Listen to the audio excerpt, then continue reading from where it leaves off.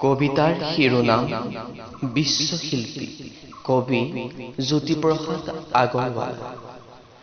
আবৃত্তি অংকুৰ। শিল্পীময় তিনিও কালৰ, অতীতৰ বৰ্তমানৰ অনাগত ভৱিষ্যত।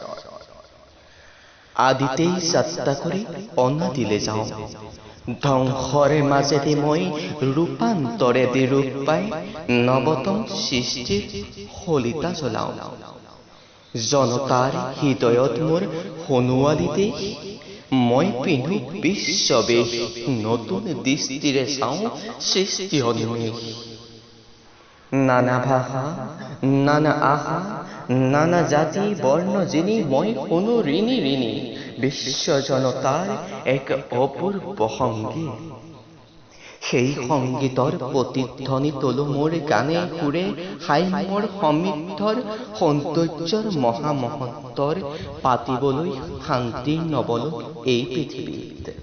মোৰ কল্পনা মেধা বুদ্ধিমনিষাৰে মোকে কৰি সংস্কৃতিৰ অপূৰ্ব আধাৰ, মোকে শলিতা কৰি জ্বলাওঁ বিশ্বসাক্ষী বিশ্ব জনতা পূজা। সেই পূজাৰ প্ৰধান অজ্ঞ কৰি মই মোকে দিওঁ উপহাৰ, মোকে কৰি ষোড়শ উপচাৰ। বিশ্বজনীন জনতাৰ জয় জয়কাৰ হওক, জয় জয়কাৰ।